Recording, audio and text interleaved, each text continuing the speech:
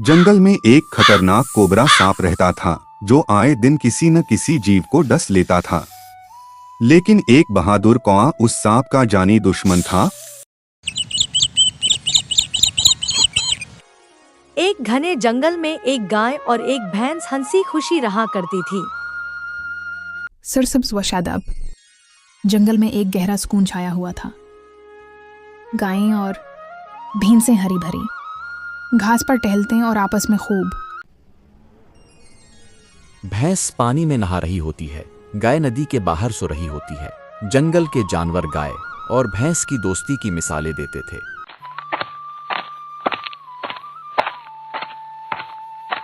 Cobra सांप आए दिन कभी औरतों, कभी बच्चों और कभी बेजुबान जानवरों को डसता रहता था। गांव के लोग उसके डर से बेहद परेशान थे, लेकिन हर बार बहादुर कौआ सांप के हमले का डटकर मुकाबला करता और उसे पीछे हटने पर मजबूर कर देता था। अरे मेरे प्यारे गुधे, आज तो सोने की सकों की बारिश हो रही है, क्या मौजरा है।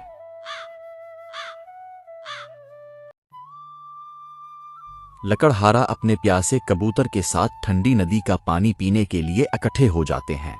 रामचंद को डसने के लिए सांप मुस्सल पीछा कर रहा था, मगर रामचंद की किस्मत बार बार साथ दे रही थी।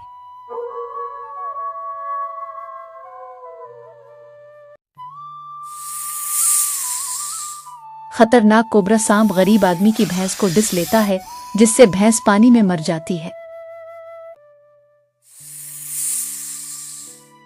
भैंस के नाक से खून जारी हो जाता है और भैंस मर जाती है। सांप जंगल में छप जाता है। आखिरकार कौए ने अपनी सूझबूझ से एक बड़ा पत्थर अपने पंजों में उठाया और पूरी ताकत से उस खूंखार कोबरा पर दे मारा।